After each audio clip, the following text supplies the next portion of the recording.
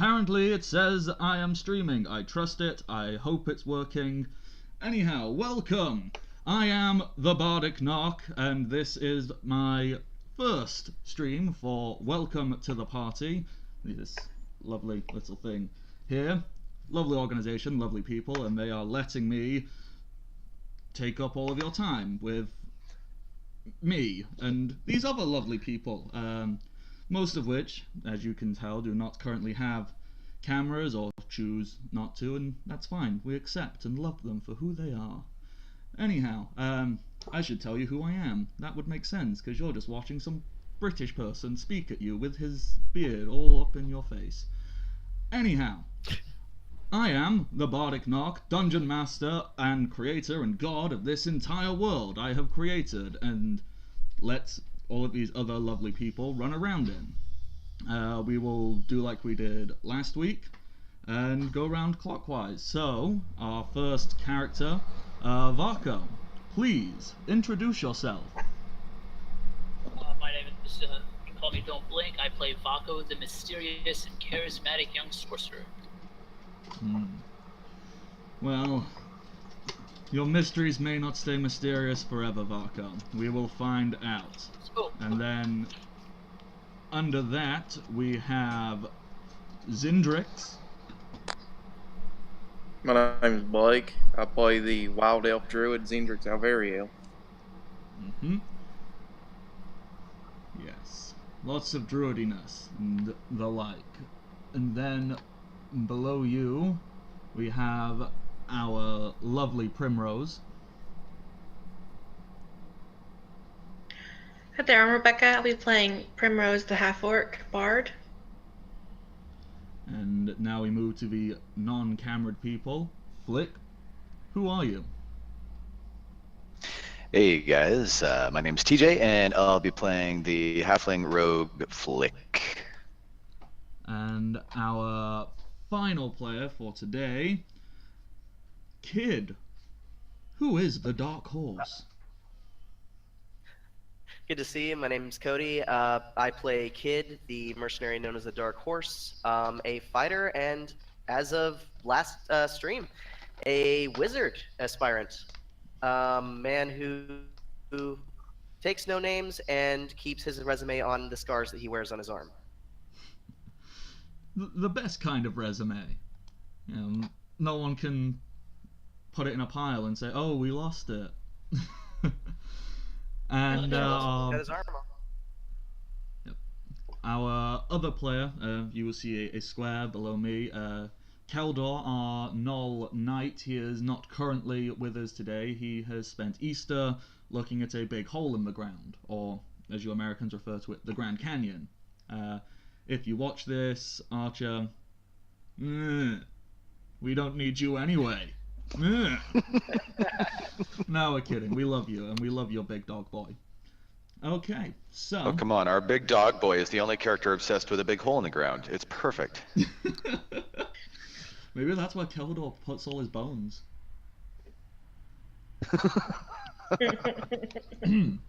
Okay, for those of you who, well, which is, I'm assuming, 99% of you, who haven't been following this campaign prior to appearing here, this is a campaign, it's using the 3.5 version of Dungeons & Dragons, so it's a little bit older for a lot of people if they are newer into it. It's not because I'm an elitist and I think older is better, it's purely because this is the system I know the rules best, and I don't want to mess up on that. So, there we go. Quick technical thing, Matt. Yep. That link that you sent us is still displaying someone playing Sea of Thieves, not us. How bizarre. Yeah, so we might want to figure that out before we... Yeah, well, we're I've good? just looked on the stream. I can see us. Okay. Yep. I think we there, just got the live a different stuff is going on. link then. No worries. Yeah. Doesn't matter if we can't see ourselves. I can see you all. Show must go. And yes, Alrighty. continuing on explaining. This is the Kingdom of Fife. It is a it's not small, but it's not huge. Some average-sized kingdom nestled in a valley surrounded by mountains. It is very, very cold most of the time. And, well, not much has happened so far in the campaign, has it? Let me think. Last week you went and found a wagon. What happened before? Oh, yeah. The capital city got burned to the ground by an evil wizard and an army of undead unicorns. Oh, yeah. Yeah. Nearly forgot that. Very nearly forgot. So, last week, our lovely new heroes, they went off, they found a supply wagon, they brought it back. They made friends with some barbarian fellows. And Flik killed one. But no one knows that. Nobody knows it was Hey. He tried to shoot me first.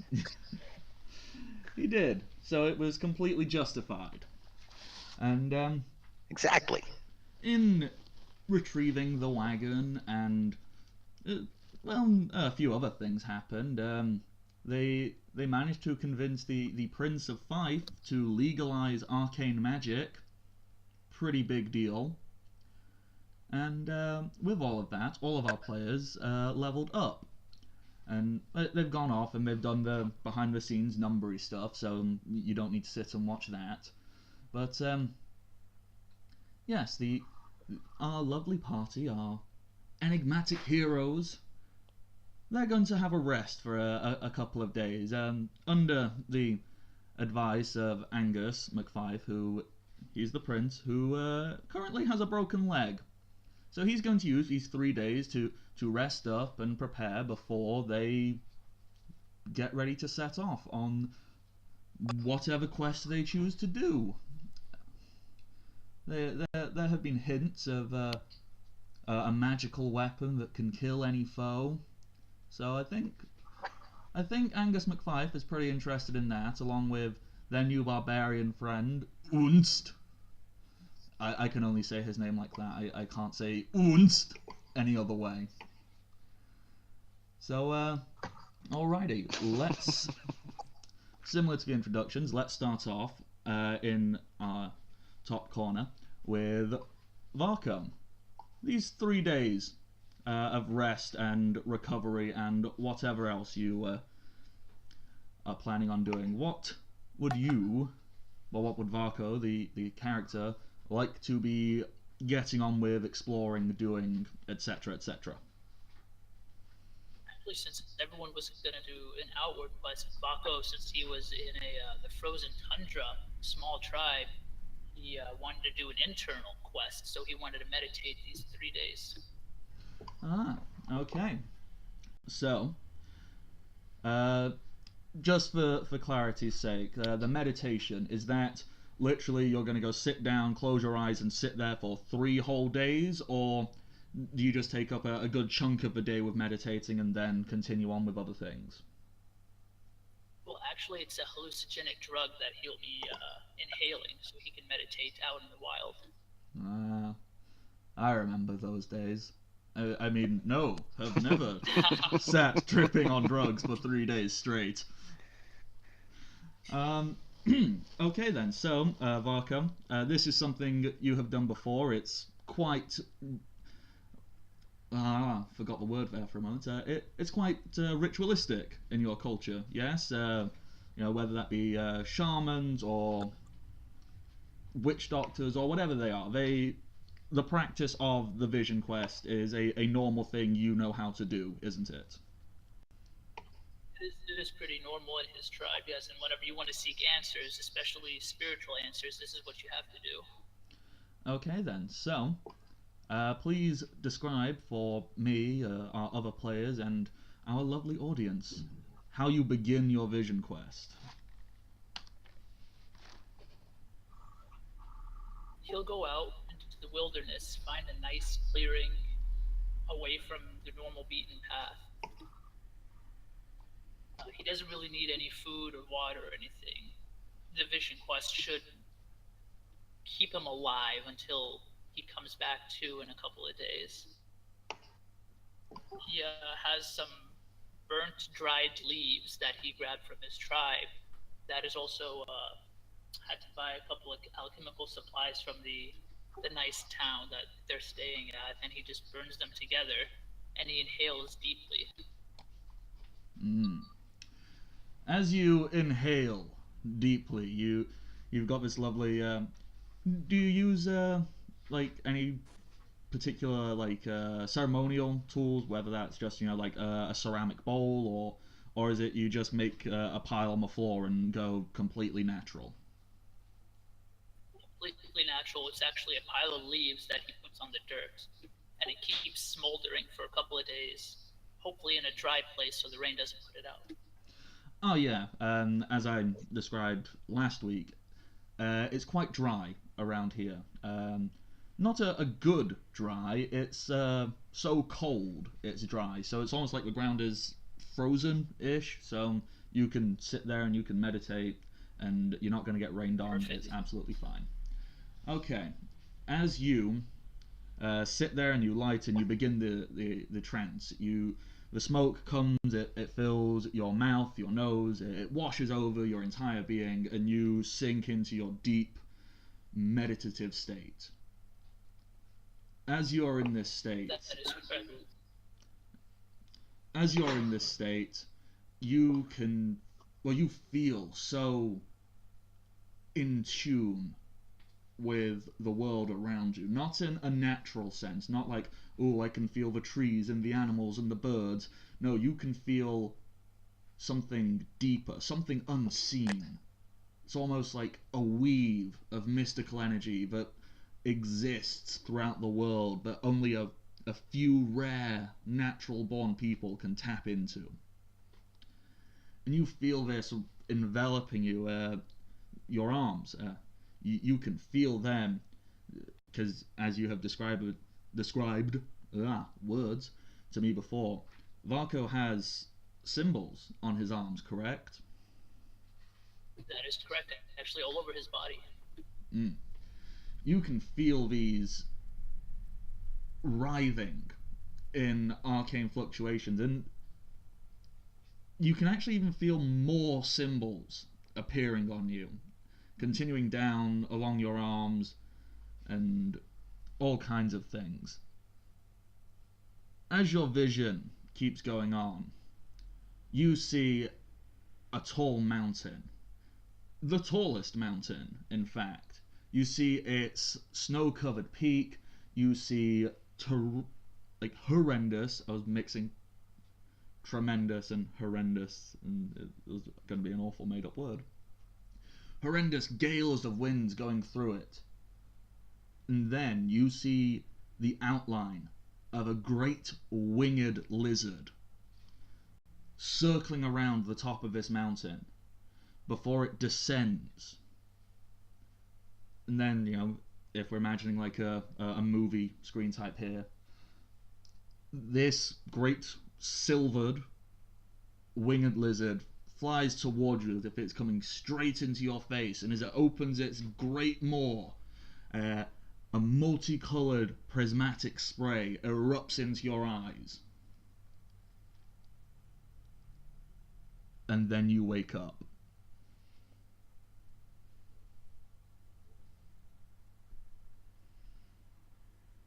My character will kind of rub his eyes a little bit, look around, kind of bewildered at first, because everything felt so real in his vision. Yeah, that felt pretty damn real. In fact, if you if you are checking yourself out, going, oh, okay, here's my body. You find these new marks on you, and you go, these are new. There's also snow on your shoulders, as if you had physically been. Look around. Has it been snowing here? There is no snow anywhere else around you. My character tilts his head and thinks of the snow-covered mountain that he saw in his vision. And, yeah. You now know more magic spells, obviously. and we will perhaps get to see them as we continue forward. Is there anything else you would like Varco to do in these 3 days? Because I'd say maybe like 2 full days have passed whilst you've been doing that. He'll probably want to hunt. Ah, you want to do some hunting. Can you roll me a survival check?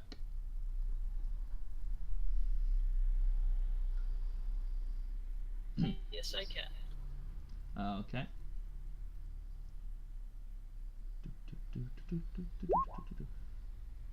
Ooh, yikes, a 3. Your hunting doesn't go so great, unfortunately. It never does. It never does. All my tribe, I'm the worst hunter in it. Sorry, I couldn't hear that particularly well. Can you repeat that, please? Oh, out of all my tribe, I am the worst hunter. I mean, obviously you feel somewhat disappointed that justifiably, you aren't used to hunting, like, down here, out of the frozen tundra, so it's not that you're inept at hunting or anything like that, but it's just not your style. You don't know the wildlife around these parts, you don't know what exactly you're supposed to be looking for, and you don't have the obvious footprints in the snow to follow, so on the whole, you don't really find anything to go hunting with, which it's a shame, but I can't do anything about rolling a 3. No, it's fine. I think Varco just kind of enjoyed kind of trying to hunt. It kind of brings memories back whenever he was younger, going on the hunt with his elder brothers.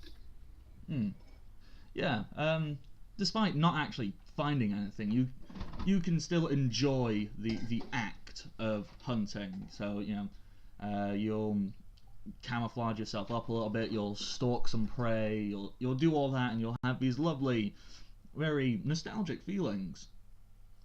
But I don't know, like every time you see a deer or you see a rabbit, you do something silly, like you step on a branch because you're not used to branches being around. But you still enjoy the sensation despite not catching anything. And yeah. Unless there's anything else you would like to do, are you just going to be returning to town after that? Yep, I think I would be done with that, yeah. Okay, so, and then you will wander back on into town, where you see... You'll find out later, once everyone else has said what they're doing. Okay, continuing round the circle. Blake. What is Syndrich, our lovely druid, and her pet wolf, Sif? What are they getting on with for these 3 days? For these 3 days, Syndrich is going to round up the capital people and teach them about what would be safe to pull from the forest, how to hunt, how to farm, and that whole area, so they can actually contribute to this village instead of just eat their food. That's really good. What do we think would be a better role for that? Would that be survival, to be physically instructing them, or would it be more knowledge nature, to be intellectually instructing them? I think she'd do a little bit of practical and a little bit of intellectual work, so I can do both if you want. Like, she'd spend like the first day and a half just telling them, then the next day and a half taking them out and showing them. That sounds great to me. Roll both. So here's the knowledge nature for the teachings. Okay. And here is the survival for the practical. So, that is a 12 on the intellectual, the knowledge side, and an 18? Yes, that's an 18. Yep. I can read. Primary school taught me well. I can read numbers. Reading, speaking, you're doing great. Yeah, it's just that writing. Ugh. I'll get it one day. Okay, so as you're instructing the other refugees here and there, they aren't quite getting it. You know, when you try and explain to them, yes, you can eat all these kinds of plants, you can eat that. It doesn't quite click, but a decent amount of them seem to get it. When you take them out into the wilderness, however, you teach these refugees how to hunt, how to forage, how to plant and cultivate things. Not amazingly, because you can't teach someone overnight how to, snap their fingers and make corn grow. But you teach them the principles, and they know, okay, well, we're in a farming community. We can now work on farms. We can do things. You've done a really good job of making these people not entirely useless here. So, good job. Is there anything else you'd like to be doing? Other than actually just teach them the importance of using everything that they kill, just from the hides to the bones, to how to use everything. That's very good. And that would be the last you would do. In specifying that, not you, Syndrich, physically, but you have taught them the principle, and they've gone and found how to make clothes out of things, and how to even make armor, some of them. So now these people, they have hide armor, they have lots of skins and things to wear.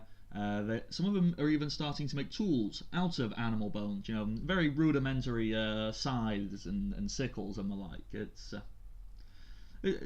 It's good. You're creating a new wandering people of the refugees of Dundee. Well, exactly. You already have a bunch of wanderers in town. You're teaching the civilized people how to become savage wanderers, and in contrast, the savage wanderers have been learning how to become civilized. It's great. Yeah, that's exactly what happened last episode. Yeah, it's like a foreign exchange program. Okay. If there is nothing else specifically you'd like to be getting on with, am I okay to move on? That'd be all she does. That's about it? Yep. Alrighty. Flik, after your totally justified not murder, which nobody else knows was you, what would you like to be getting on with for the next few days in town? It was totally justified, but it was totally a murder. I poisoned that guy good. He didn't see it coming at all. Which is good, because that was really expensive poison. So, remember when I said I didn't take masterwork items and I took something equivalent in cost?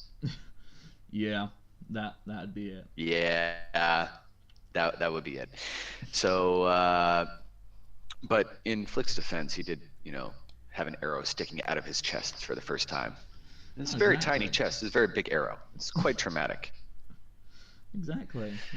So, sorry to carry on. What Flik wants to do during this time is he's going to spend the first day getting the layout of this town, casing the joint, and trying to look inconspicuous while doing so. He just kind of casually wanders about the town, observing things, and what he's really looking for is he doesn't really want to screw with any of these refugees or any of these farmers who are already being pushed to their limit, having to, try and help support these people. What he's looking for is some big fat cat who lives in this town, some rich manor on the hill type of thing.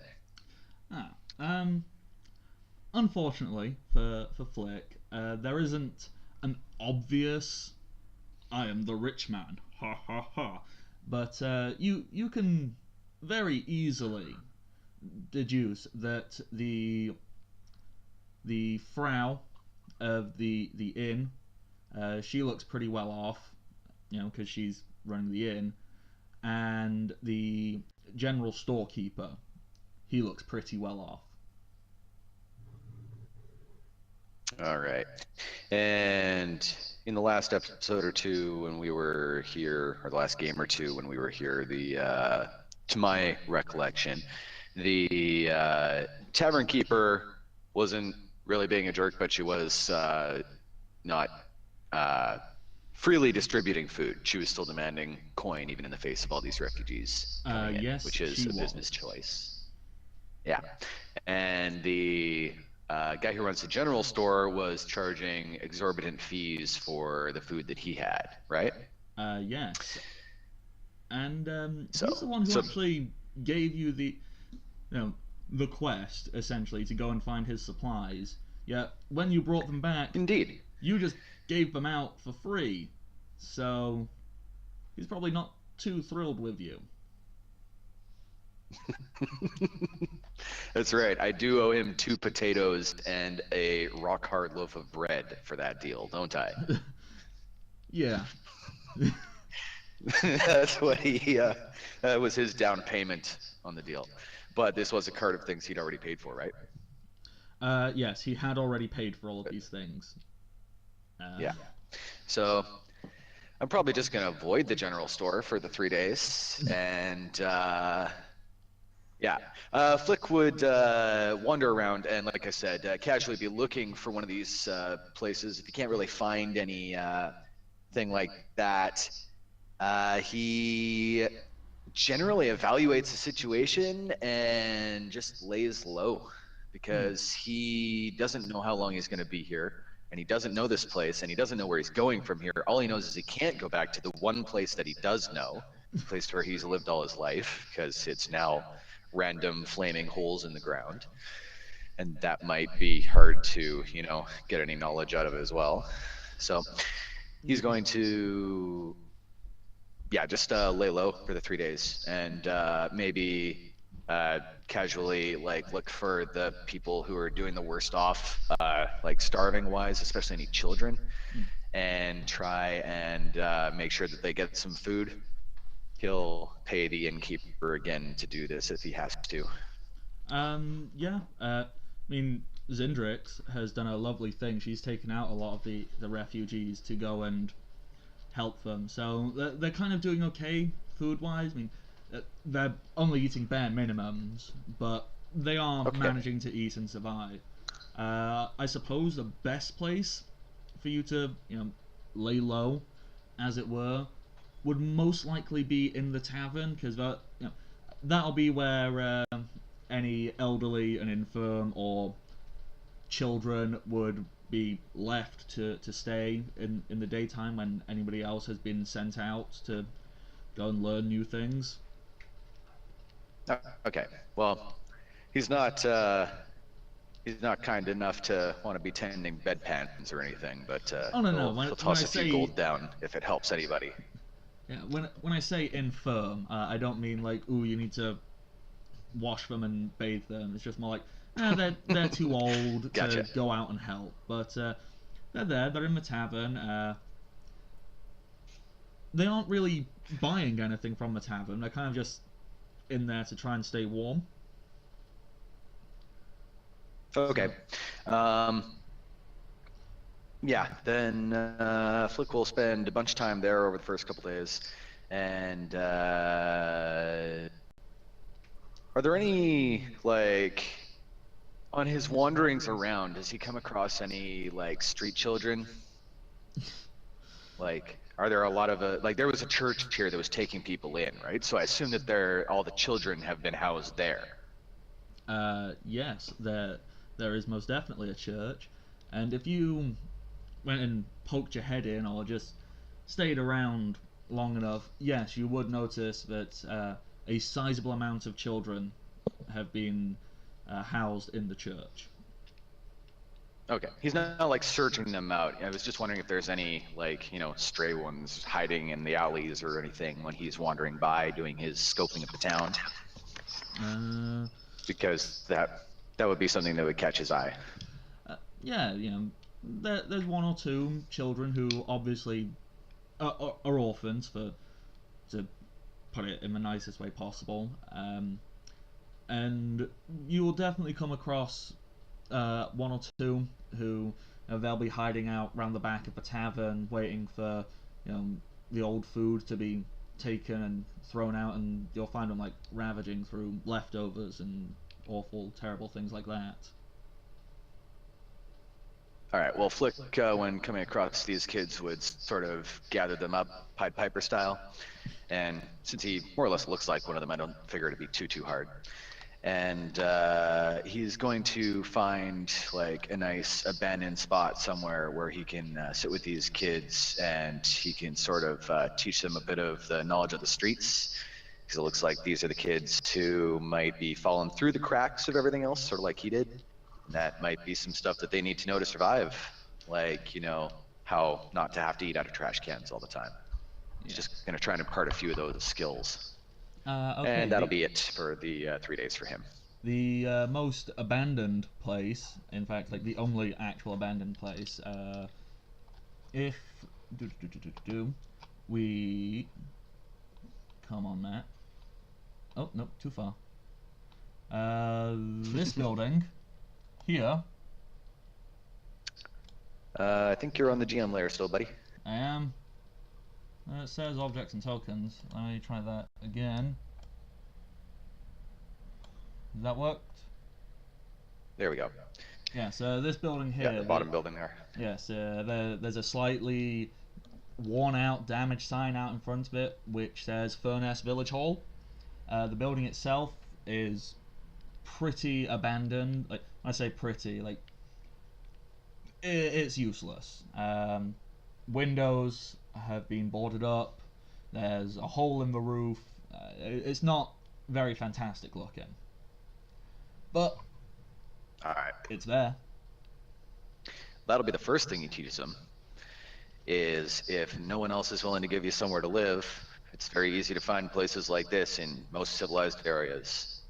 And if you slip into a place like this and slip out without people seeing you, then you don't get bothered. Alrighty, so you're essentially becoming Fagin and gathering up a bunch of children to steal stuff. But not like Fagin style to run the racket for him. He's legitimately interested in like giving these kids the skills that they're going to need to survive.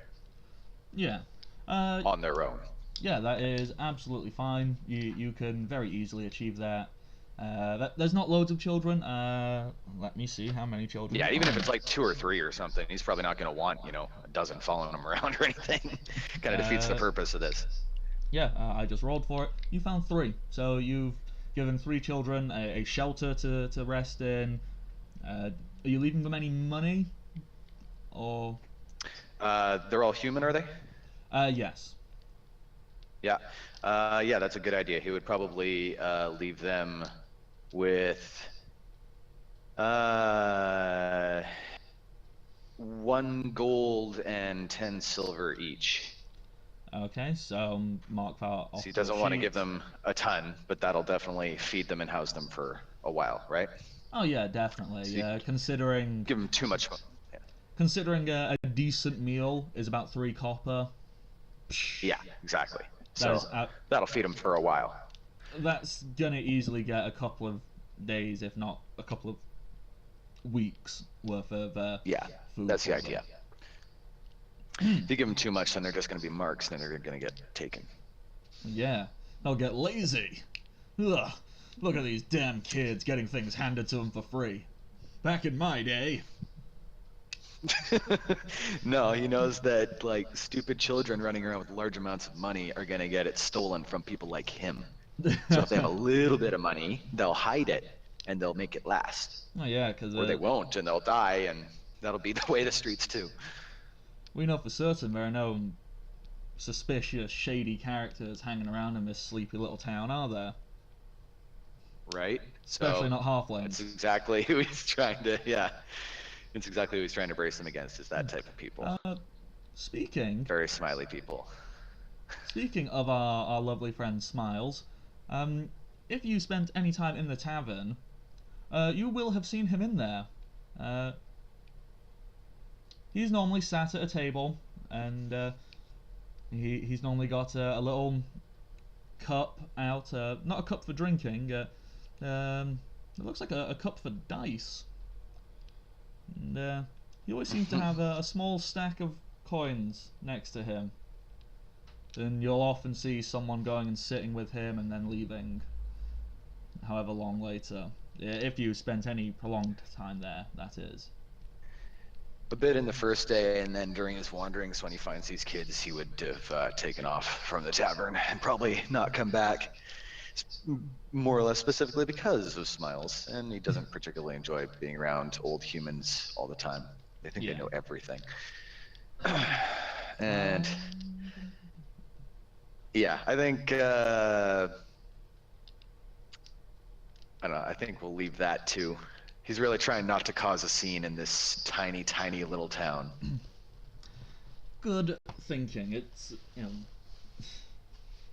it's almost as if you've spent a good chunk of your life learning to not draw attention to yourself. Well, when you do something like a murder in one neighborhood, you usually lay low in that neighborhood and go to the other ones far away on the other side of the city for a while. Let the heat die down. So. Okay then. So, moving on. Primrose. What would you like to be doing in these 3 days of rest and recovery? Let's see.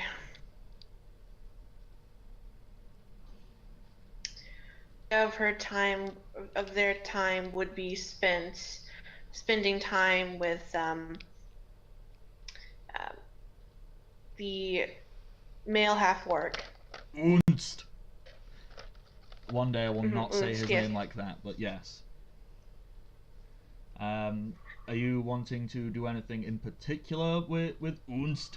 Or just spend time with someone who shares your race and someone who shares your heritage, and you can talk and you can do all kinds of lovely things?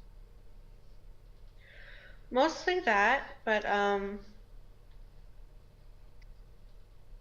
you know, bring up that they like flowers a lot, and bring up that they're ultimately looking for the hidden garden, and they don't know where it's at, so they will be asking Unst if they know where, if he knows where it's at, for any chance. If you speak to Unst, well, actually, no, there's no point doing this in third person. Let's get into character. That's what we do here. I am sorry, Primrose. I have never heard of magical garden. It's not place Unst has come across. Unst has seen flowers. Would Primrose like flowers? Unst can go get flowers for Primrose.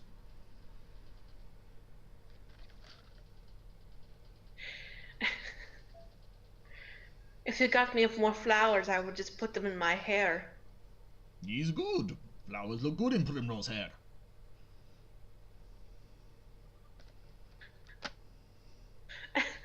Flattery will get you nowhere, young man.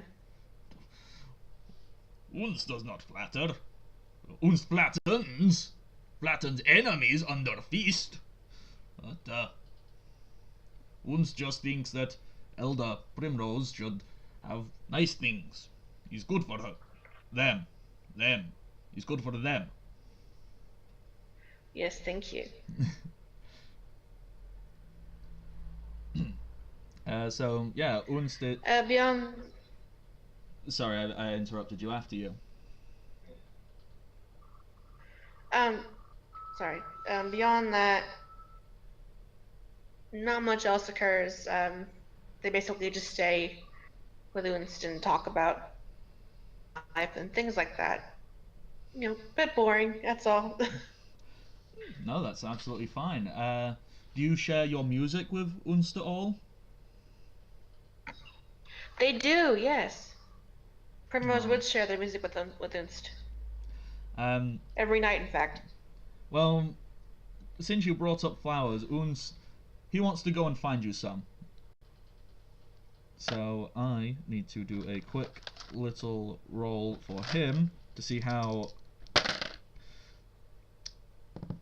Well, that's not very good. Unst isn't very good with knowing what is pretty. So Unst kind of returns with the equivalent of some dandelions, some thistles, and nettles, and things like that. You know, things normal people would consider weeds, but Unst likes them. And he hands them over to you, and he goes, when Unst was out helping with, things for local people here, Unst found pretty flowers for Primrose. I like this one. It's bright and yellow. It's like sun. And he hands you a bright yellow dandelion.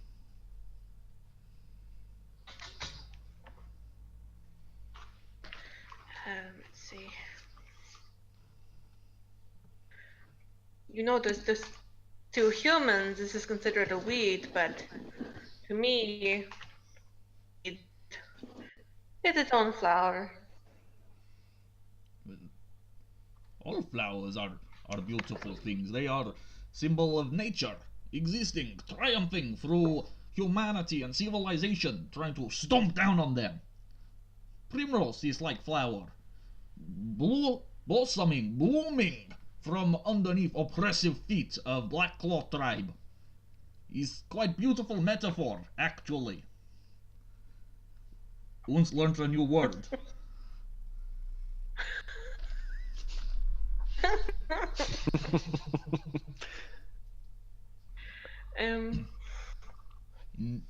Primrose will appreciate for.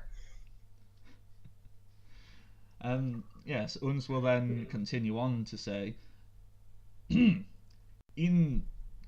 return for Primrose playing beautiful music that touch Un's heart, and especially in trying time after closest best friend Vladimir died mysteriously. It was so sad.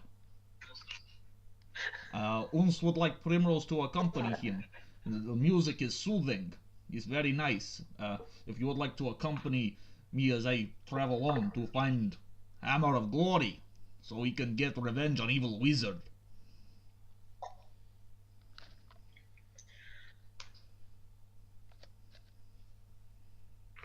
I may consider it, though right now I'm not bound to the prince, but mind breaking that bond to join Unst. Well, perhaps Prince wants to come on quest for Hammer. Perhaps Unst will go speak with Prince. And But you'll have to ask him. Sorry, I started speaking over you again. You have to ask him. No, Unst will ask the Prince. I'll go find him. Maybe later. Probably off screen, so the person who provides me with voice doesn't need to speak to himself.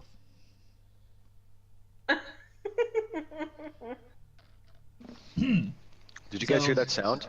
I think it was the fourth wall crashing to the ground. Who needs fourth walls? Yeah, they're not useful.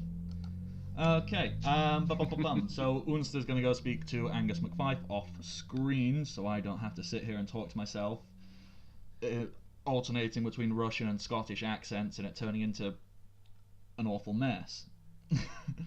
So that leaves us with...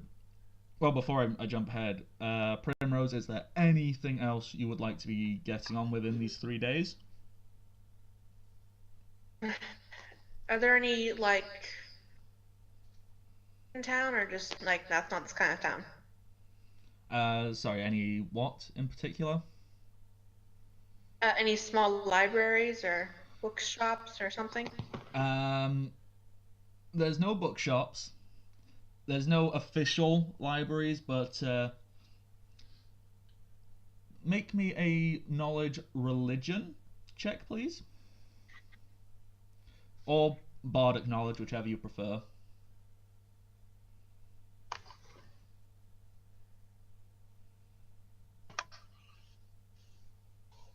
A few moments here.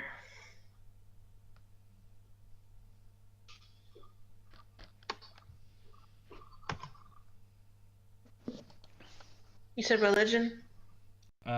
Yes.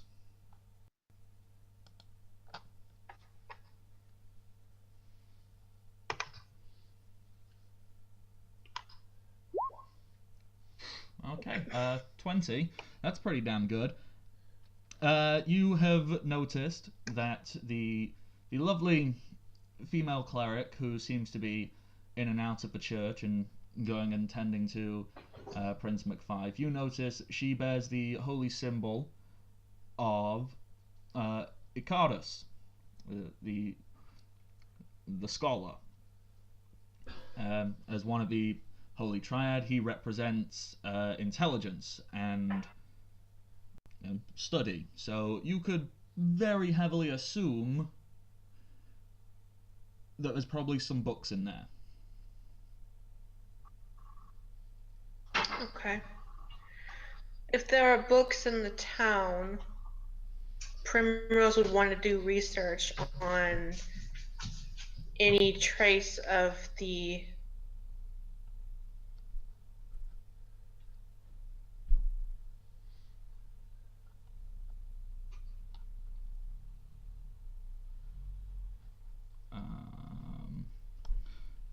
Sorry, everything just cut out for a second. Any trace of the... Okay.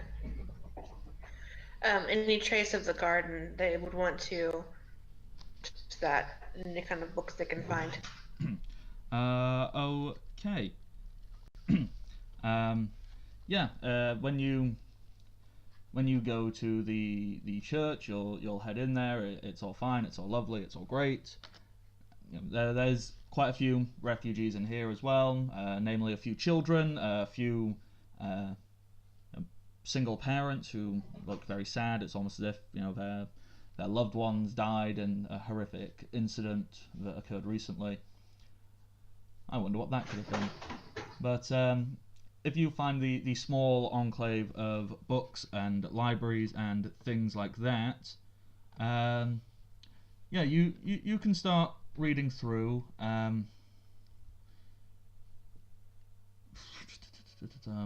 Let me think.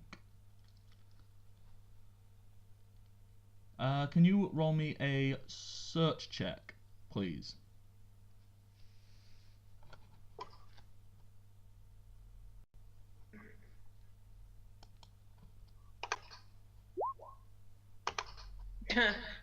Well. Oh, yikes. 6. That is not fantastic. You don't really seem to find much on this garden. It's almost as if it's a place of myth and mystery.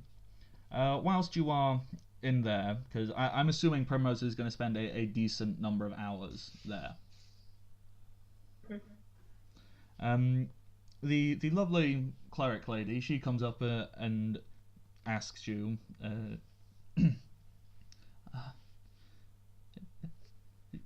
she's a little hesitant, it's almost as if she has perceived notions of how certain people act based upon arbitrary things like their race. So she's somewhat hesitant of you, but when she finally does come and approach you, she's very demure and quiet, and she asks her, sorry to interrupt you in your reading of all of my books there, but I notice you've been here for a while, and you haven't really seemed to find anything. What are you looking for exactly? If you don't mind me asking, that is.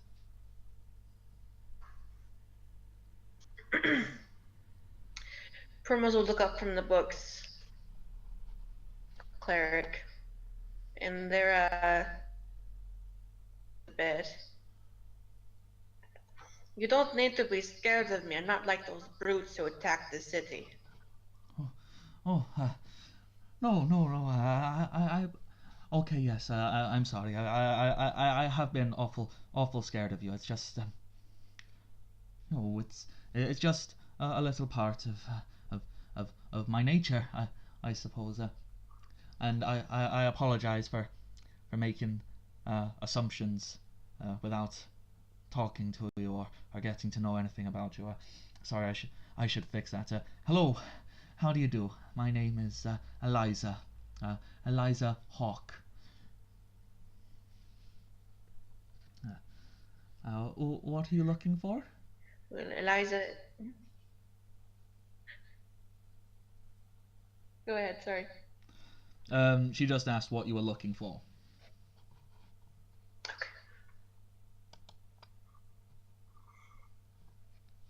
A nice name.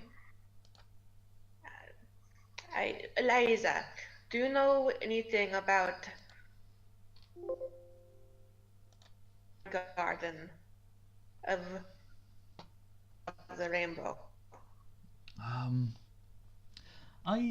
I believe I've heard of it.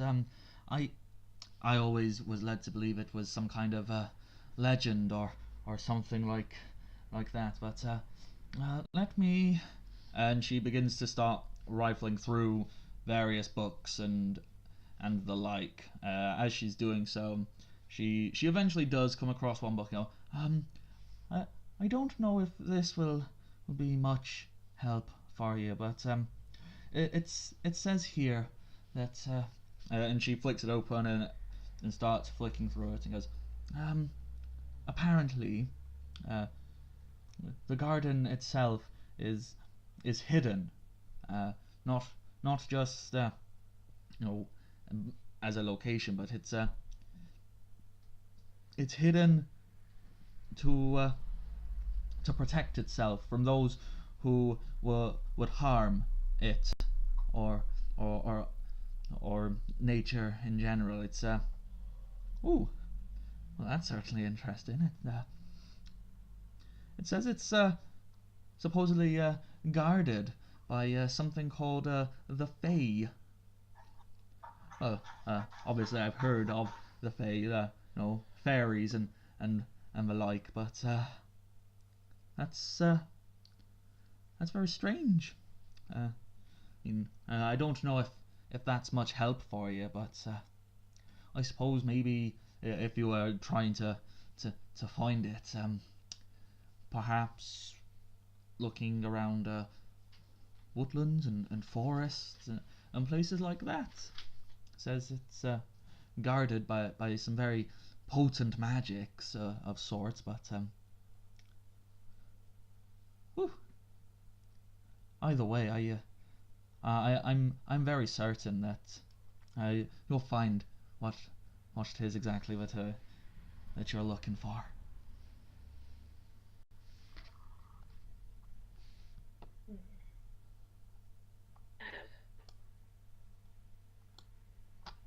It's a great help. This is the time I've gotten such information in one place. If you wouldn't mind, would it be okay if I copy these pages down? Oh, no. In fact, you can take the book if you like.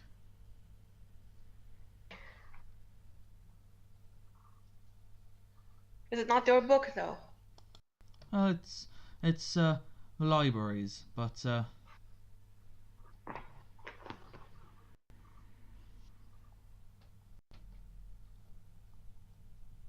if you insist about the book, I will. Thank you. Well,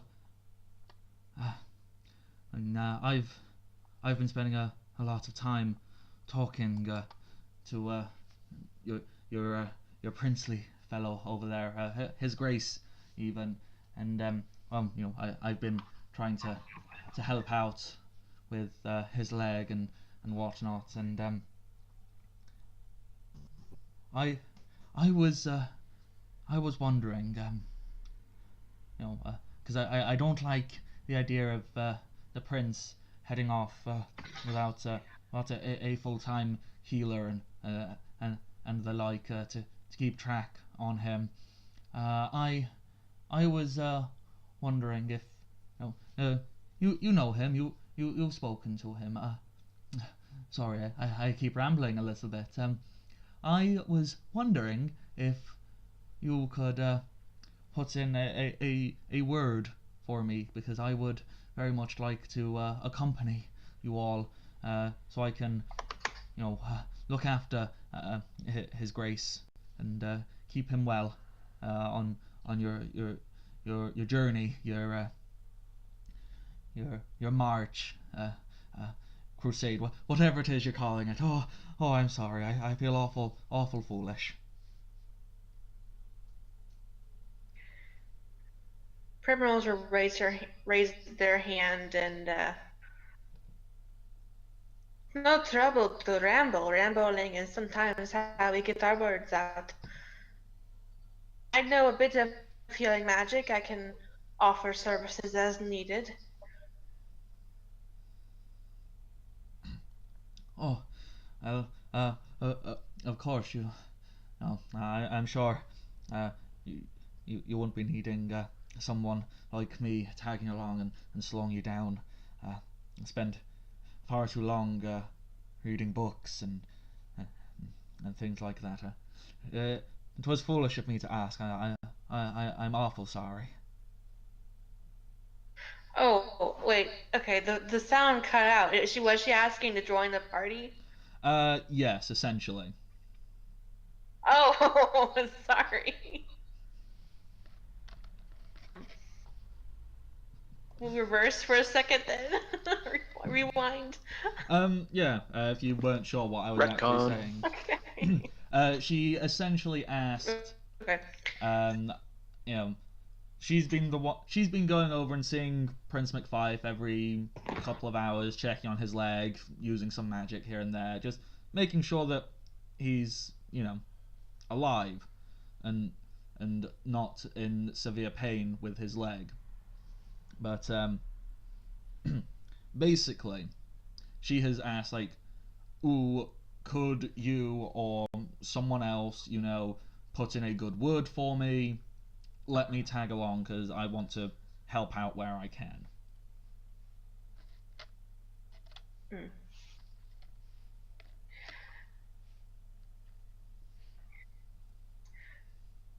How about this? How about could use some courage on you? Why not speak to the prince yourself, and I will come with you? Oh, I suppose I could do that. When would be a good time for you? As information I needed, that would be fine. But I will say,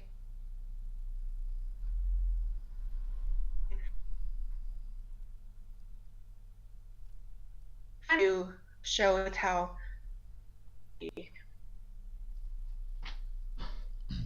asking yourself would be a much better. Wouldn't you say? Well, I suppose I can't really argue with that logic.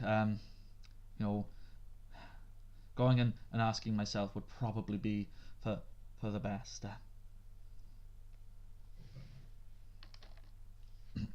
I'm with you. After you, sorry.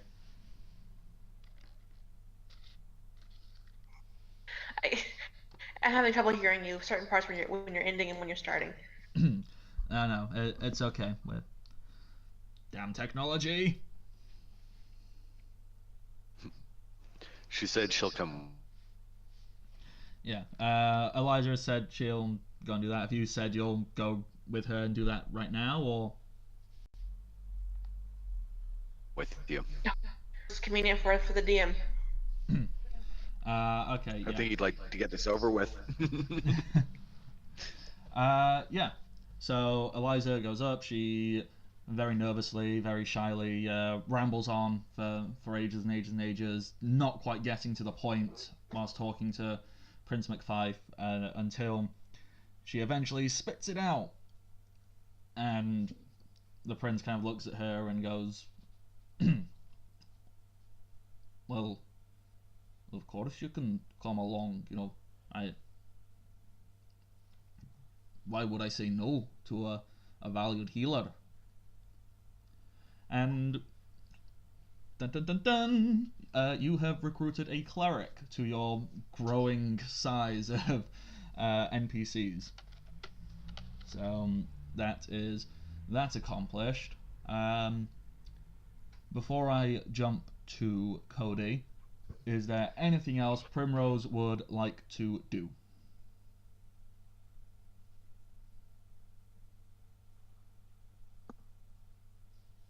I'm sorry, would I like to what? Anything else you would like to do? No, that's it. Thank you. Okay, so that brings us to our final player and his rest and recovery time. Although, Cody, I don't think Kid is doing much resting or recovering, is he? Oh, no. Once Kid gets into something, he gets into it as obsessively as possible. Could you refresh me on the name of my new Supreme Master, if you would? Yes, your let me just figure out his voice. There it is. His name is Notad Regon. Notad Regon. Yes. Well, basically, in the last couple of days, he has basically been wringing out every bit of time Notad is willing to give him, so he can learn how to do this as quickly as possible. But thanks to Kid actually having a bit of a magical aptitude, he does learn quickly. But his choices that he has chosen to specialize in, mostly magic that does not require him to use anything except his own voice, has led him to some awkward situations. Like, for example, what is the tallest place in the town at the moment?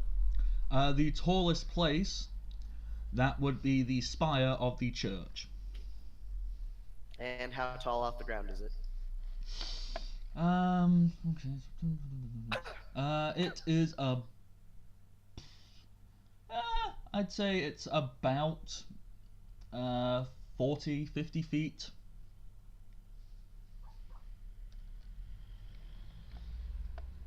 You're gonna fall off of it. I'm sorry, I missed most of that. Oh. How tall was it? It's between 40 and 50 feet. Okay, that's actually perfect. Okay, Kid is currently standing at the edge of this, looking down at Notad. Mm-hmm. So he's sitting there and he's fairly nervous. According to Notad, this is how the spell's supposed to work. But at the end of the day, he is technically hurling himself off of the top of this building. If it doesn't work, it's going to either hurt or kill him. So he's going to call out, Supreme Master, this is how Featherfall's supposed to work, right? Of course. It's very simple. You just need to, believe you are the feather. And you will gently float down as if it is nothing. Chop, chop, jump! And I jump. And gently float down. Just as the Master told me. Yeah, as you gently float down, there's probably slight beads of sweat and fear in your eyes going, oh, that was scary. And Notad is stood at the bottom, kind of tapping his foot impatiently, going, see, it's much easier than you thought it would be, no? Yeah. I didn't scream it out just like you told me, because like you were saying, I got to be very, very careful with how I say it. I learned after the first 2 times. It is a delicate procedure.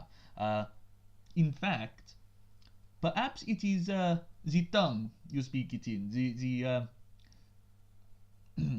many aspects of the beautiful mastery of the arcane.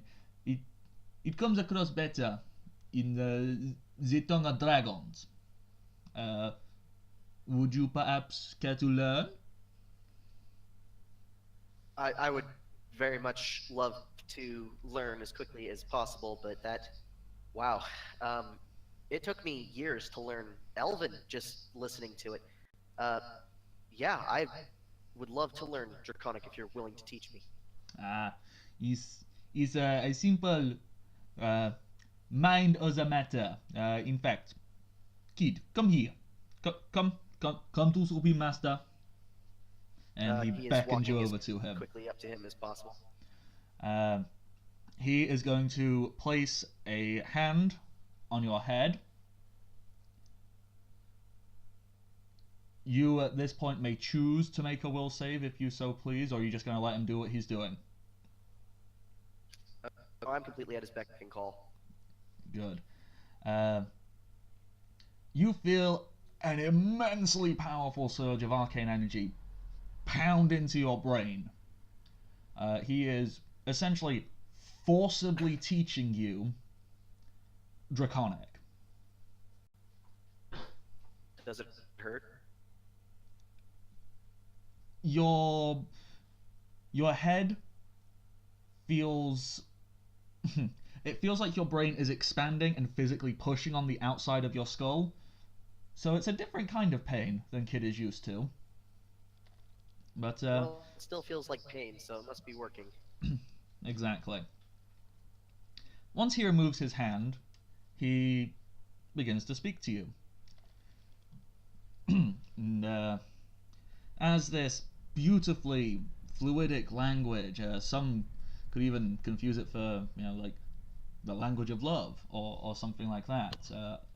It's been far too many years since I've studied French, so I'm not going to even attempt to speak it. But yeah, you can completely understand everything he is saying in this language. You can now add Draconic to your list of known languages. It honestly is one of the greatest experiences that he's ever felt. This is one of the best masters he's ever had. Because he's not getting hit. Because this one's not beating him, yes. Yeah. Best master you've had.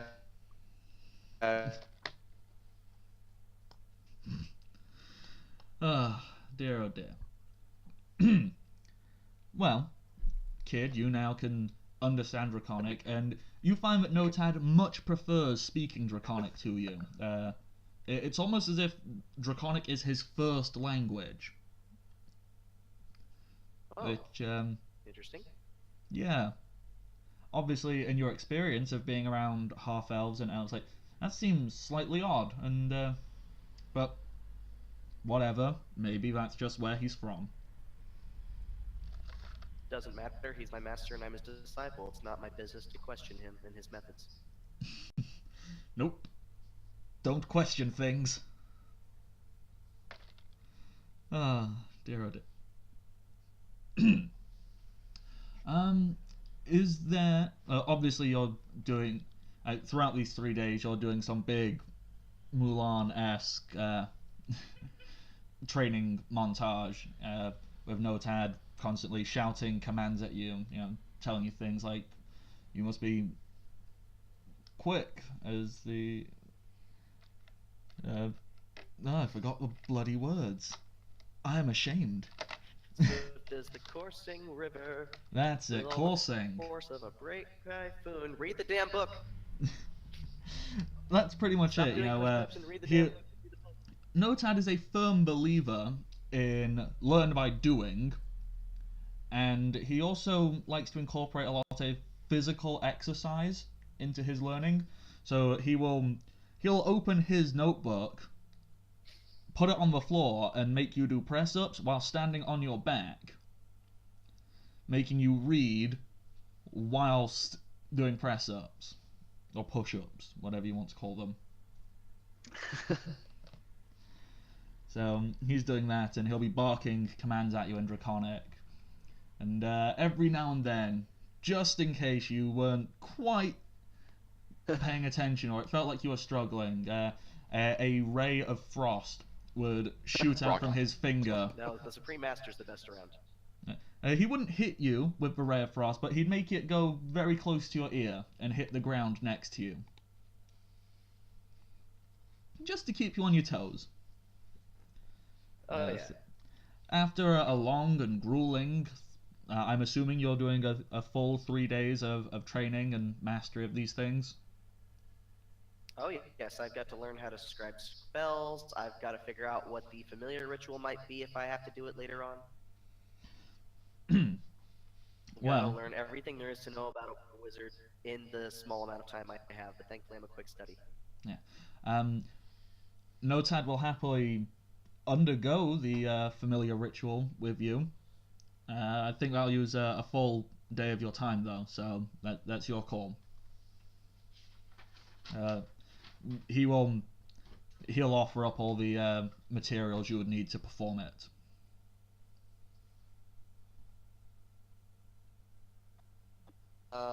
I would like to summon a familiar. Okay.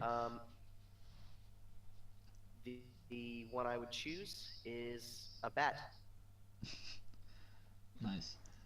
For the lovely flowery descriptions of it all, Notad takes you out into the wilderness outside of town one day, and he draws a circle on the floor, puts all these different draconic runes and things like that, runes which you now understand. You go, huh, that's definitely some runes right there. They're saying some pretty intense magical things. But we can't tell people, because that'd ruin the mystery. We can't let anyone know that it actually just says eggs, bread, milk, cheese. It's serious magic. And he will lead the ritual. He will, he'll take your hands and he'll hold them and begin chanting. And it's this beautiful draconic. It almost comes off like a song of sorts. And when the ritual is complete, it feels as if nothing has changed. It kind of feels as if nothing has happened until, Believe in my master. From out of the trees, this rather confused looking bat comes out, mainly because it's in the middle of the day. But this bat flutters out and kind of flies over and sits itself onto Kid's shoulder.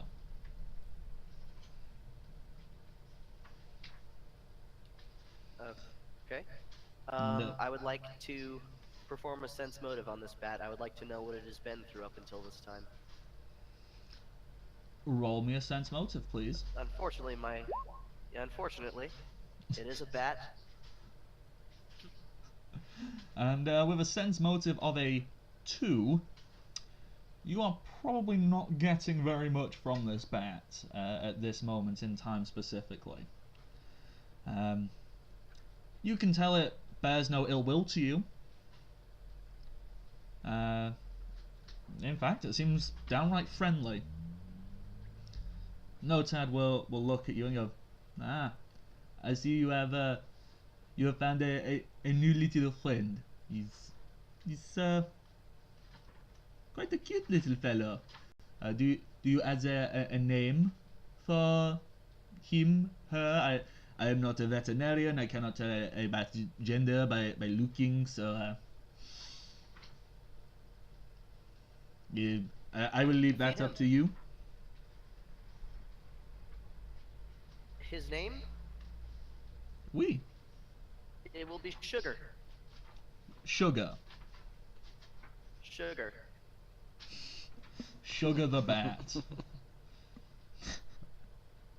I don't know why, but that's just really cute. I named it that because it's sweet. Aww. Your little battle, it will nuzzle any bit of exposed flesh it can find on your heavily armored body. I know you're not actually in heavy I armor. will.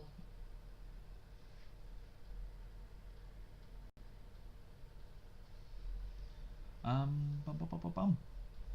Okay then. Well, I also know what our missing player is doing on his day off. Well, not his day off. Whilst he is not here. Whilst everyone else has been doing this, Keldor has been essentially getting the other members of Unst's raiding party to attack him as a group, and he's been fighting them off, and it's training, it's not dangerous. So that's what Keldor's been doing for the 3 days. As for the NPCs, they've all been getting up to various things. Prince McFife has been sat around looking grumpy that he's got a broken leg, but it's a bit better now, so he can now walk on it fully and do plenty of things. Unst, as we discussed, he went and picked some flowers and went and had a conversation with the prince.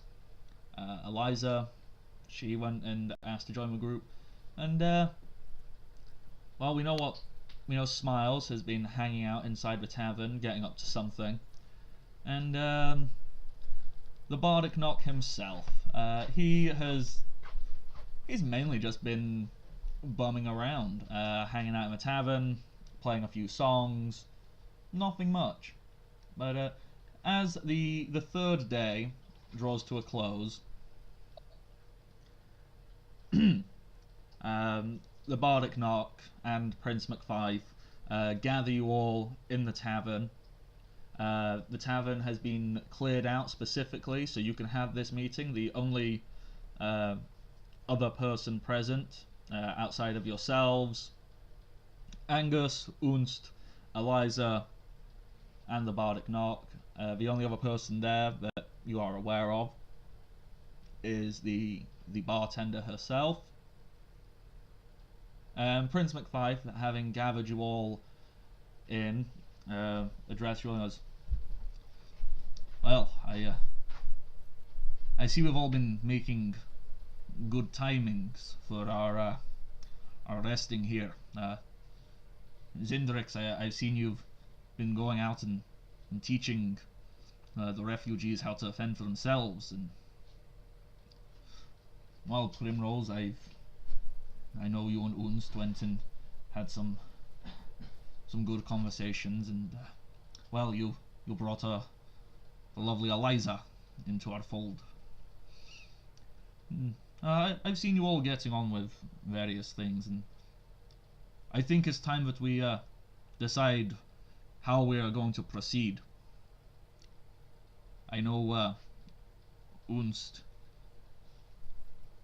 has told us all of his quest, and I would like to join him on that. Does anybody else have any suggestions as to where we should proceed forward? The Great Weapon seems like it would be the most practical use of our time.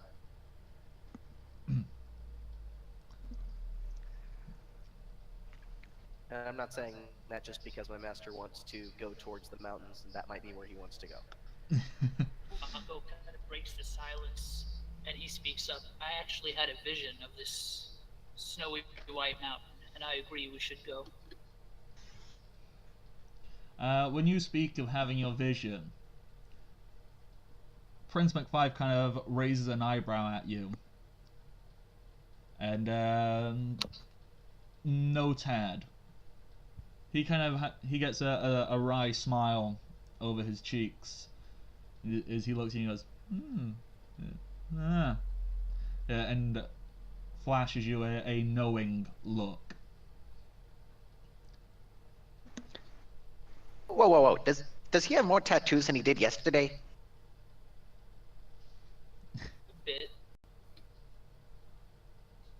rest How- of it, How'd you do that in 24 hours? my tribe, it's what we do. We go out, we have visions, we inhale what we call talala. It is a herb Yeah. that grows in the mountain. Well, maybe you want to invite me to your next Talala party. Perhaps. All right. So, back to the game at hand. This is all to kill a wizard, right? Aye. How much do we know about this wizard? He's a bastard. Yeah, that's a good place to start. So not much is what you're saying, Prince. Whenever I take a job, the first thing I do is scout the place out. You figure out what you're dealing with. You find out where the exits are. You figure out what you gotta do to accomplish the mission. And then you smash him in the head with a hammer. And then you smash him in the head with a hammer. But you figure out when and where to smash him in the head with the hammer, right? Certainly. Unst will chime in and go, well, I came across wizard in north, near, ruins of Caldenbrith. I agree with Prince. He is bastard. Look, well, you already seen. I'm reiterating for potential fourth wall breaking audience moment. Look, he gave me awful black scars and marks down arms with curse. He's bastard. Yeah, and he burned down an entire city full of people. He's got a few crimes up on that list for sure. He makes me look. Well, that's not the point. But we need to know a little bit more about him, is what I'm saying. Do we know anything that would actually help us fight him? Is he human? Is he alive? Make me a sense motive check. Please, Okay. Flik. I do not have my thing open because I had to restart the whole program. So, sense motive. It's probably under S somewhere. There we go. That's a 17 on a sense motive.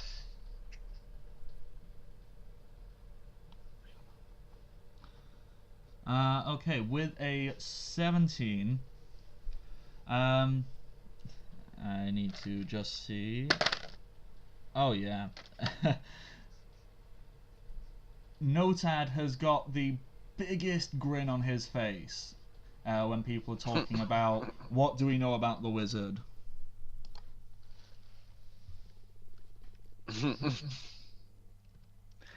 Huh.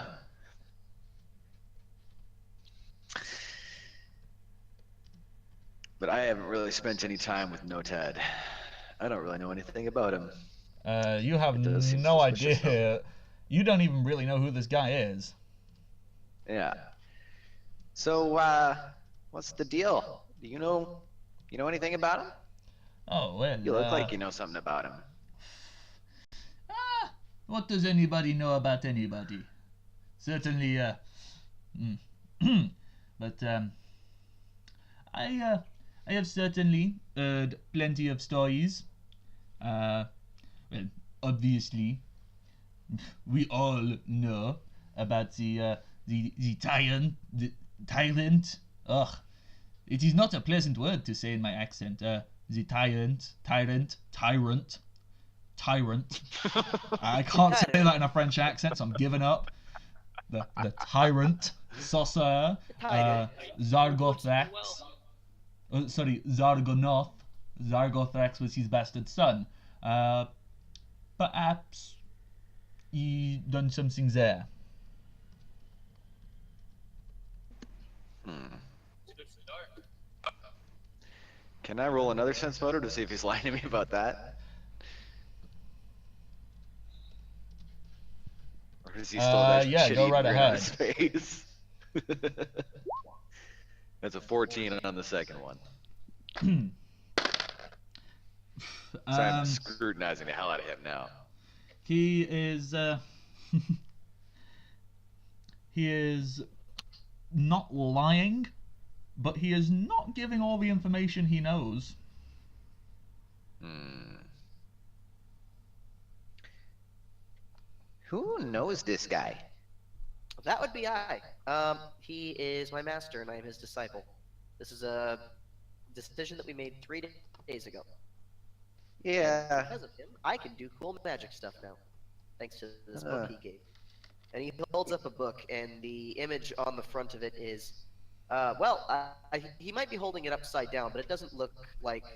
It looks like a rune, but to anybody who can't speak Draconic, it doesn't look exactly like a word so much as a really interesting image. It looks like it might be a visual pun on some sort of rune that is currently there, if you were to hold it in the right way. Someone who does know Draconic. The word, it basically is just a word that means magic, but the word for magic in Draconic looks quite a lot like some guy sitting down looking at his own junk. Makes sense to me. Why not? Magic, right? Absolutely. We have now officially So made the first canon draconic rune. Oh, 100%. So the strange, powerful magic guy shows up while we're running away from a wizard. Doesn't explain who he is, and nobody finds that strange. I certainly don't, because he's taught me a lot of really cool things at the night. Well, then we know what it takes to buy you, but does that make anybody else weird? I'm just looking at the guy. I didn't think anything know about my this master? sorcerer that we have to kill, though. I don't know how he knows it, but he does. He knows a lot of things, Flik. I Hello. believe that. That's what makes me worried. I'm kind of with Flik on this worrisome idea that he would know things that, out of the blue, he would just come here right after this horrible wizard laid waste to Dundee. Flik, Varco, I'm going to let you know a secret that I learned quite a lot in my youth. It was spoken to me by the very first person who trained me in the use of this whip that I carry. It's about a magical creature known as the gift horse. It will give you what you're looking for, but you must never look at it in its mouth. I believe that he is our gift horse at the moment. You see his mouth? Don't look at it. Listen. It's his eyes I'm concerned with. So, They're lying to us. what do you mean about my eyes? How dare you stare too deeply into them? They are private. He tries to cover his eyes a little bit. He then, while still covering his eyes, goes, anyway, I totally understand that I must come across as enigmatic or strange or something like that, but perhaps you just have predetermined expectations of the arcane or other people, definitely people, nothing else here, like me. And anyhow, You're right. I I don't trust magic, and I don't trust other people. And you are both magic and other people. And if you haven't noticed, we happen to be plotting to take down a powerful magic user. Someone who can destroy an entire city with flames and rocks from the sky. I'm pretty see. sure that either him or some people who work for him would be able to disguise themselves this poorly. I could make this disguise. It's just the magic tattoos that I'd have a little more trouble with. see. Varco starts laughing at this. See, you have proved my innocence. Fire. I am not skilled in the ways of fire. In fact, fire is not my friend. He reaches over and grabs a candle. See, isn't this? He holds his finger out towards it, and his skin burns almost immediately when getting close to the fire. Before he quickly pulls it away and goes, see, fire is not my friend. I instead prefer the cooler. He snaps his fingers, and a quick blast of very chilling air sweeps through the tavern and it freezes the fire perfectly. So on top of the candle there is now a small ice flame. It could not be me.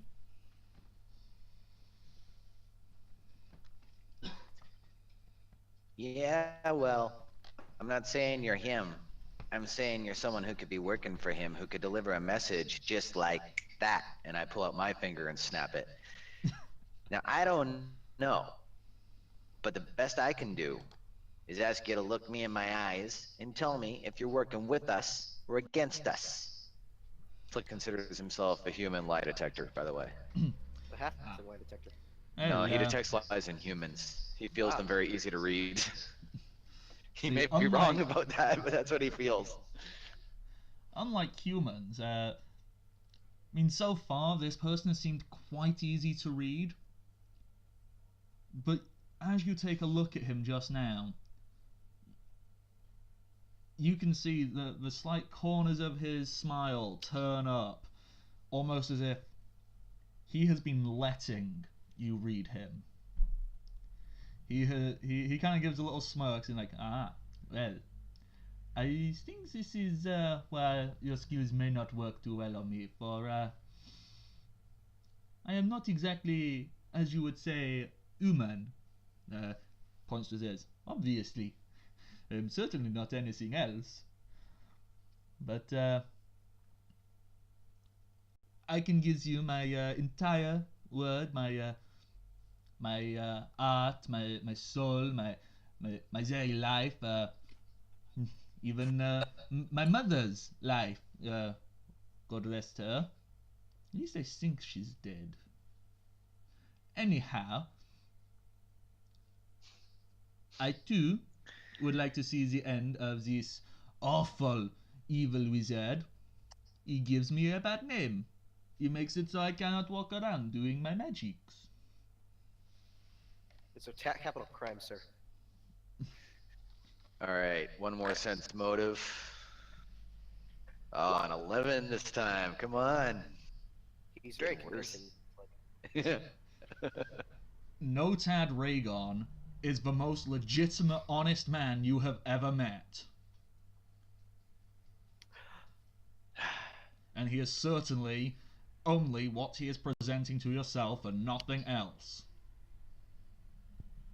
All right, guys. I don't know for sure, but we gotta be careful because we can't just be taking in random people like this in our secret quest to kill the wizard. He's you not know? he's not random. He's my teacher. I sought him out, and therefore he comes. Well, yeah, but he's a magic user. He could have just, brainwashed you or something in the last couple of days. None of us know him. Wash my brain. He actually put something into my brain, and I'm going to begin speaking See, this is what I can do. Okay, and what you two do also on your this is own what I time is none of our business, but... And I begin saying all of that in Draconic. I also show Sugar, who is currently hiding in my hair. This is the my cutest thing in the world! Sugar, say hi. Sugar just, upside down, of course, just pops its head out of a thick bush of your hair behind your ear, and he goes, meow. And when it makes a noise, Great asset. when Sugar makes a noise, Flik, your backpack starts to wriggle. Hey, no, I just grab the backpack and turn around and try and squish it lightly a bit so that it stops moving. Flik, you hear a voice in your head and goes, Papa, I want to meet the new friend. Can I have a friend? Flik whispers out the side of his mouth while looking like a kid caught with his hand in the cookie jar again in front of him. He's like, you can meet him later. There's too many people around. Your backpack, it settles down and you hear in your own head an audible, oh. I rest my case. so Flik just looks insane now. Just starts, I'm more insane than he did. It's my other personality. I keep him in my backpack. Okay then. Angus McFife, after seeing all of this nonsense going on in front of him, he kind of slams his fist down on the table and goes, "Oh, bugger, I lost his voice there. So we're agreed. We travel south by southwest. Hello, ladies and gentlemen. It's time to get on with this mission." That's him, right? Well, exactly. No, that's Unst. Damn it! Voices, they're all coming out. Exactly. You're gonna need to start just recording individual like clips of their voices on the side so you can play yourself a reminder. Yeah. You'll have to predict everything that we're going to say. No, I just every keep, character we're ever gonna interact with. I keep token phrases. I just have each voice going, yes, no, ask again later. No, Angus McFife. Scottish. There we go. Scottish in the voice of Angus McFife. I think I don't really care anymore. Balls to it. He slams his fist on the table and says, "What are we doing? We're going to the Scarfell Peak. We going down to that there mountain. Gonna climb it. Get us a magic hammer." Yes, sir. Aye. Perfect. Well, I suppose we'll set off in the morning. Until then, everyone, he whistles, calls over the tavern owner and goes, "Drinks, are on the crown tonight." She bows and curtsies and rushes off, grabs 3 full barrels of ale and drags them out and puts them down. You guys can drink heavily into the night, or you can go off to bed early. You can do whatever. I have been told by my master that I need to get 8 hours of sleep every night so that I can use my magic better. Okay then. Does anyone else have anything specific they would like to do for the evening? Because if not, we can fit in a quick break here. Flik just wants to, as soon as everybody's like slightly plastered, he's going to sneak out and he's going to go find his 3 young lads, and he's going to sneak them into the back of the tavern and then sneak drinks to them. Okay, when you come out of the tavern, make a spot check, please. Okay. Spot. Oh, well, that's not a good bonus. That was a 3. Okay, no, you don't notice anything. No. Should I make a listen check too? Yes, make a listen check. Okay, Ooh, let's you see might if he's notice more on the that. ball with that. 26. Yes. You don't see anything, but what you hear, coming over from near the window to the tavern, you hear a very familiar voice. Yeah, so it's kind of like, it's kind of more up there. It's a very familiar voice. He's going, "Oh, that's great. I'll jump on the back of their wagon and I'll get out of this podunk town before anybody figures out that I've been robbing everybody blind. I just realised I shouldn't be saying that out loud. Oh, ignore me. There's nobody here. You can't see me. La la la la la la. You're hearing things." Alright, can I move silently to get behind him? Yes, you can. Okay. Another 26, wow. Yeah, you certainly, without making a sound, you are behind your friend, confidant, nemesis, Smiles McGrath, who's currently holding on to the windowsill, his little feet not touching the ground, and peering inside. He's been listening in to everything that's been going on. All right. I haven't fully fleshed out how bad their history is. So I feel like I'm going to leave it up to chance. I'm going to roll a random d20. And we're just going to see. We're going to make one absolutely horrible history and a 20 like they were old business partners that turned sour at some point. Okay. That's a 9. So that's right in the middle. So that's a fair bit of ire. That's a fair bit of bad history. All right. And I'm calling that's a fair bit of Smiles being a real piece of crap too.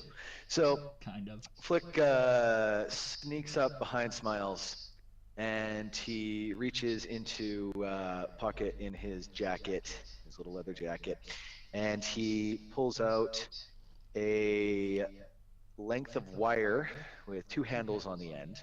Jesus Christ. And he slips it around Smiles' neck from behind, and he doesn't pull it to the point of bleeding, but he just pulls it taut against his neck. Okay. What kind of check does Smiles need to make to oppose this? This would be Escape artist, I would say. I think it's an escape artist, yeah. I'll look it let up me just find quickly, his but I'm pretty character positive sheet. it's an escape artist. Fucking Flik, just murdering everyone. He's Well, not dead he yet. rolled a 2, so even with his +9, that's only an 11. So Yeah, and it's definitely higher than that. yeah, I'm just looking you at are the, page for this. grotting this guy something fierce as he kind of goes. No. I'm not guarding him yet. I got it like up against his skin so that he can't get his fingers in between it, but I'm not strangling him yet. Sort of like putting the blade of your knife up against his neck without drawing blood, right? Yeah. So Just so he knows that something's there and he knows he can't stop it. And as he reaches up and tries to and fails to release the wire, I lock it behind his neck by crossing the handles. And I just lean in while pulling him back like a leash on a dog. And my face just comes up beside his and I say, "Hi, Smiles. Where you been, buddy?" Well, I've been around in the tavern mostly, making friends with the locals and the refugees, playing a few games of chance and come on there, Flik. Do we really need the grotting wire here? Can we not talk like gentlemen? Well, that depends, doesn't it? Depends all on you, Smiles. Depends So- on what exactly. My bestest friend, please. You know what I've been doing since I've been here? Well, I saw you in the tavern, and I saw you nipping around here and there, and I think I even saw you head down to that old abandoned building down at the bottom there. But I certainly haven't been following you around and finding out what my old pal has been doing. Nah, of course not. I know you wouldn't do that. Now, here's the thing. What I've been doing since I got here is not robbing people who can't afford it. You know, that's always been the difference between you and me. I go and I find the people who can afford to lose a few coins, and I relieve them of those few coins. Sometimes a little more. You have no scruples. You steal from people like us. You steal from people just trying to get by. As you proved here, again. Well, I So now- wasn't stealing. No, I don't want to hear it. I don't want to hear it. and I pull tighter. Flik. There we go. Shut up and listen for a second, Smiles. Okay. That's more like it. Now, what this all depends on is if you're gonna go return those coins to the people who you took them from, or if I'm gonna do it. And here's the thing. If I do it, you're not gonna be around to do it. Okay, I'll get started on that right away then.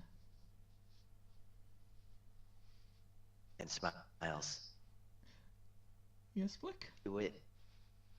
You know I'm gonna find you, right? Well, I was kind of hoping there. Older buddy and pal of mine. I was hoping I'd be able to tag along with you and all your friends there. You know. Oh, I know you were. Yeah, you were hoping to tag along till just the right moment when you could cut all our purses and our throats, right? Maybe, but I won't be doing that now. I promise you. No, you won't, because if I have to come find you, and now I pull it till it does start to cut a little bit, you're not gonna like what happens, Smiles. It's gonna be worse than anything you could think of. I guarantee it. And I throw him forward so he slams into the wall.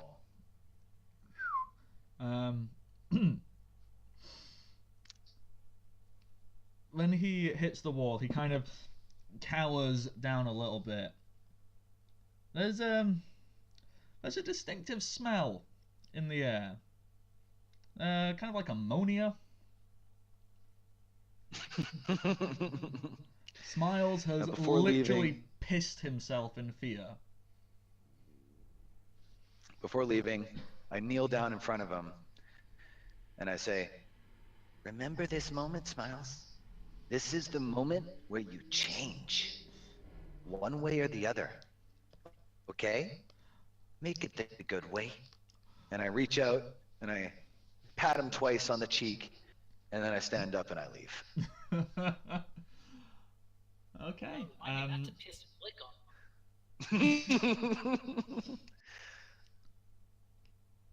How is it the halfling rogue is the most terrifying member of this party? He's murdered someone for, you know.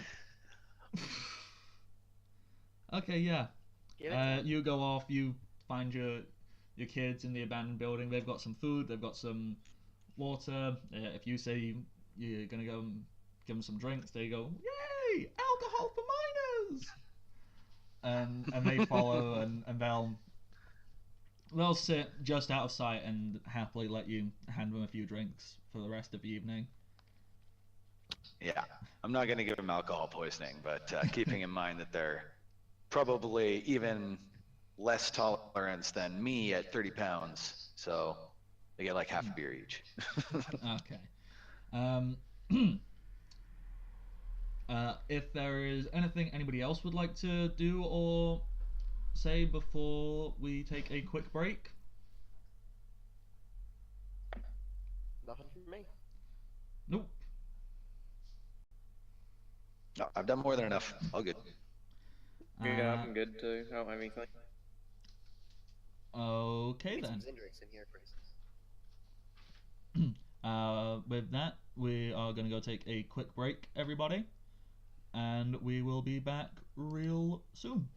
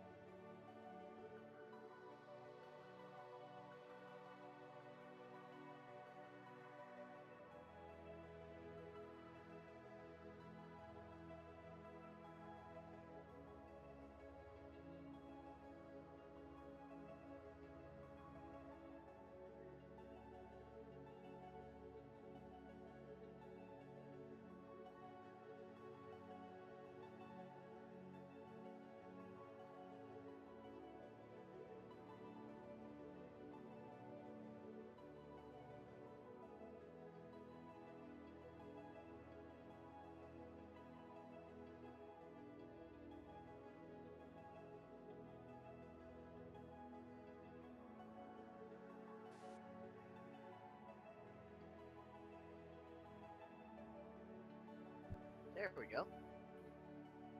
Believe so. Yep. So,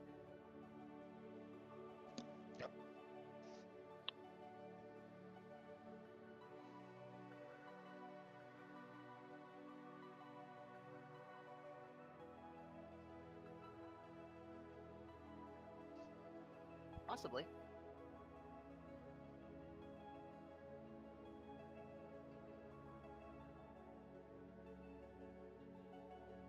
Okay.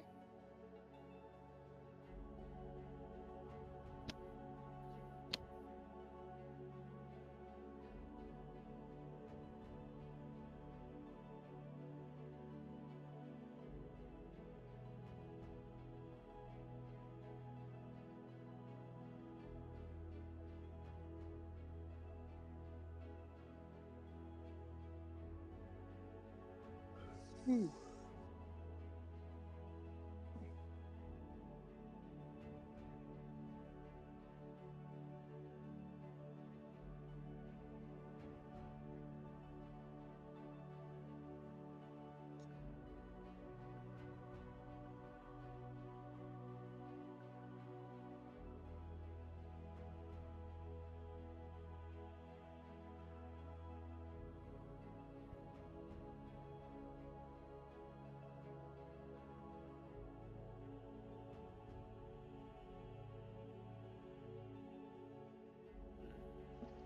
sounds good. The few people that are watching are waiting. We've got like 1,700 total views, though. That might be for the channel in total. That would make sense. I was gonna say. That seems like an unrealistic amount of eyes, but we're losing numbers quick. Okay. I think the stream just caught up with us taking a break. Alrighty. Well, we are back from having our little break. Fingers crossed I have fixed the issue which was causing it to go slow and laggy. We'll see. Yeah. We'll see how it all goes. Alrighty. We're just waiting for Rebecca to return. In the meantime, you all get on. You have a lovely evening of merriment and this and that and the other. You have your plan. You know what you're going to do. No one wanted to do anything like very specific before leaving, did they?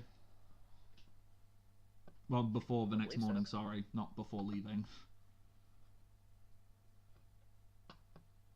Going to wake up, study my spells as my master told me, and I'll be on the way. Okay.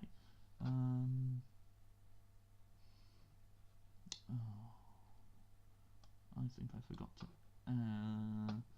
Yep, I forgot to add somebody's token. Okay, come on, where are you? Nope, nope. None of them. There you are.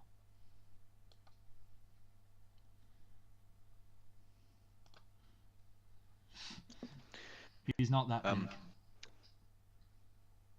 Flik needs to get up a little early before we're supposed to take off tomorrow and do one quick thing. Okay. What is it Whenever you're that's wanting? appropriate. He just wants to go to the tavern and see. He's basically going to speak to the lady who owns it and be more or less like, "Hey, so you had some things go missing around here lately, huh? Did the halfling, the other one, come by and return the stuff he stole?" And he just wants a yes or a no, so that he can know whether to take appropriate action against Smiles next time he runs into him. The barmaid looks at you, and she says, "Oh well, no. We haven't had anything missing. Like I haven't. I noticed he was making bets or doing something with that cup of dice over there, but no, he didn't take anything from me, and I don't think he stole any. He seemed to be making an honest as honest as one can be when you're gambling, but well, I did notice him rushing around awful early, trying to return, saying, "Oh no, it wasn't serious. Here, everybody take your money back." It was very strange, to say the least. Oh, he did that, eh? Well, Yes, good. yes. Good for him. I think he's turning a new leaf in life. It's good to see, you know. Warms the heart a little bit. Anyway, you know what? When I was in here last time, I paid for some food for the other refugees. Here, I want to give you another 5 gold for anybody who comes through who really can't pay and hasn't, been benefiting from any of the hunting that's been going on or anything. It's in perpetuity. So that's for the next poor sap who comes in, okay? So just hold on to it for then. Oh, And I well. pass her 5 gold, and then I'm gonna leave. Oh, well, that's awful kind of you. And you get out. Outside, you have your collection of lovely friends. Unst is giving a very kind and fond farewell to his raiders, so as to speak. He's essentially told them, "You all stay here, look after the town. I'm going to go off with these other heroes. We're going to do the quest."